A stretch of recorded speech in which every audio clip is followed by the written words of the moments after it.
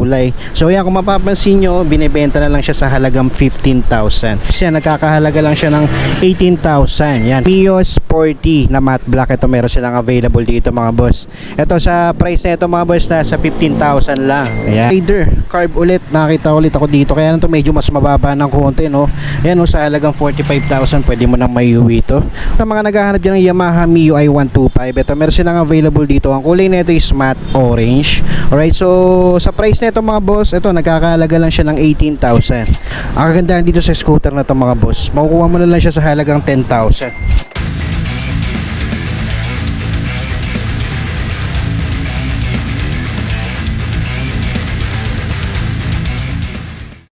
What's up mga boss? Welcome kayo sa panibago kong repo update. Kung ikaw ay naghahanap ng segunda manong motorsiklo, ang channel na to ay para sa iyo. Kaya kung hindi ka pa nakasubscribe, i-click mo na yung subscribe button at ang notification bell, sa ganun ay ma-notify pa kita sa mga susunod ko pang ilalabas na repo update. Sa mga hindi pa nakakapanood ng last episode ko, ito yung thumbnail niya. Ilalagay ko na lang sa description yung link ng video para kung gusto nyo panoorin, i-click nyo na lang. At kung magustuhan nyo man tong video na to, pindutin nyo lang yung like and share button dyan sa baba ng video. At malayang malaya kayong mag-comment dyan sa comment section kung ano bang magiging opinion nyo sa mga motorsiklo na makikita nyo ngayon sa video ko.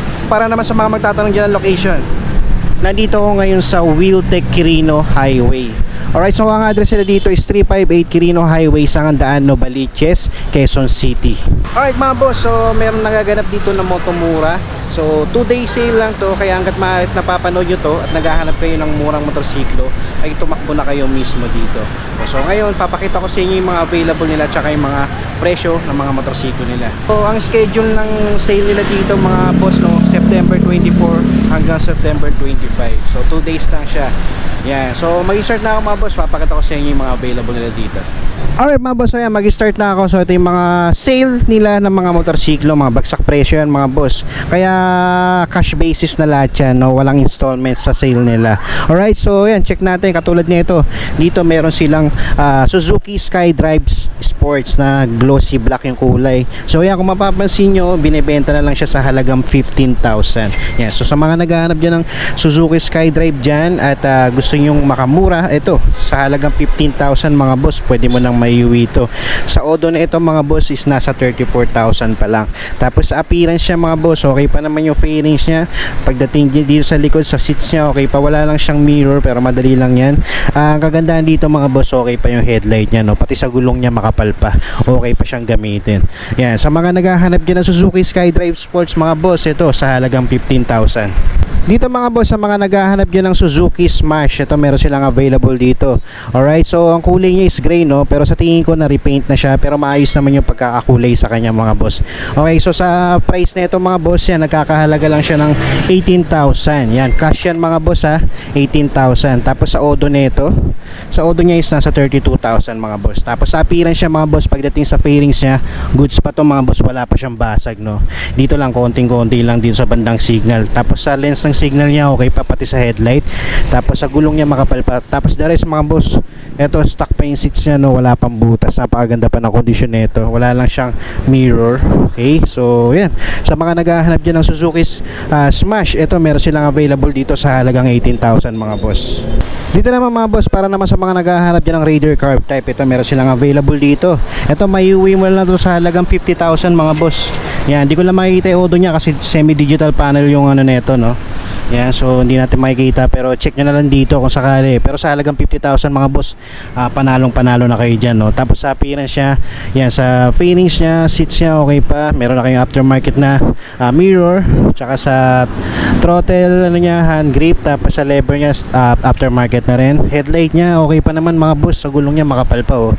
Yan, sa mga naghahanap dyan ng Raider Carb na play black, ito meron silang available dito sa halagang 50,000 mga boss. Ano naman banda mga boss, so Raider Carb ulit, nakita ulit ako dito, kaya nito medyo mas mababa ng konti, no? Ayan, no, sa halagang 45,000 pwede mo nang maiuwi ito.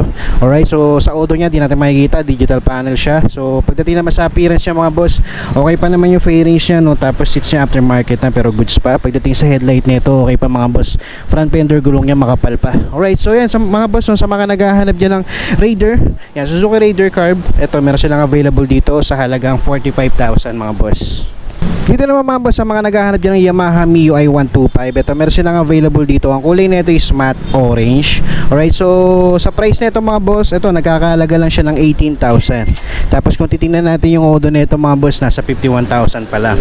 Alright, so sa appearance niya mga boss, may konting ayusin lang sa fairings, pero all goods pa naman siya. Seats niya aftermarket pero wala pang butas. Pagdating naman dito sa headlight niya, may konting issue lang sa signal, ganun din dito. Pero dito sa kabila okay pa. Front fender, gulong niya medyo manipis na, pero yan, magdidepende sa inyo.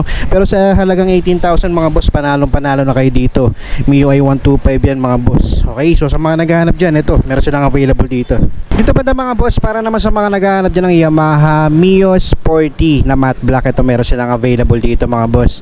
Ito sa price na ito mga boss, nasa 15,000 lang. Ayan, so sa odo nito, yan, sa auto niya panalo pa kayo mga boss, nasa 18,000 pa lang itinatakbo nito. Kaya sa appearance niya, may konting ayos sila sa fairings tulad dito. Pero sa halagang 18,000 boss, okay na yan, no? So sa headlight niya, signal niya, sa gulong niya, pwede pa naman mga boss, no?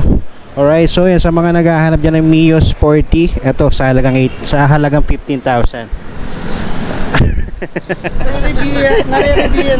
Dito naman mga boss, para naman sa mga naghahanap dyan ng Honda Beat, ito meron silang Honda Beat 115 dito na FI, oh. Yan, matte black yung kulay niya. So ito, mabibili mo na lang siya sa halagang 28,000. Alright, so sa auto na ito mga boss, check nyo na lang dito kasi semi-digital panel to. Pero yan, sa appearance siya mga boss, okay pa yung signal, headlight niya, yung lens niya napakaganda pa, no? Gulong niya makapal pa mga boss, so kung mapapansin nyo.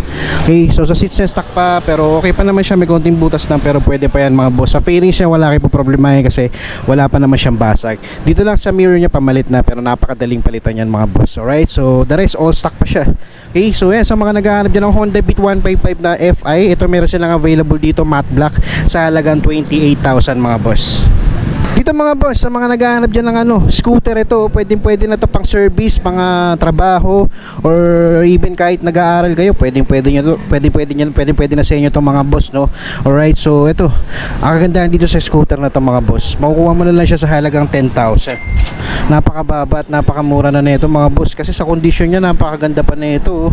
Yan, pagdating sa fairings niya, ang ganda pa na condition. Dito lang sa may signal, konting basag lang, pero kung praktikalan na lang mga boss, halagang 10,000, pwede na yan, no? Tapos di pa kayo magpapalit ng gulong kasi makapal pa yung gulong niya, headlight niya okay pa. Tapos sa odo nito, yan, no, panalo kayo sa odo niyan mga boss, nasa 5,000 pa lang yung tinatakbo niya. So ibig sabihin, bata-bata pa yung makina nito, mabibili mo na lang siya sa 10,000. Yan, no, dito okay pa yung condition niya, oh. All stock pa siya, wala lang siyang mirror pero madaling palitan.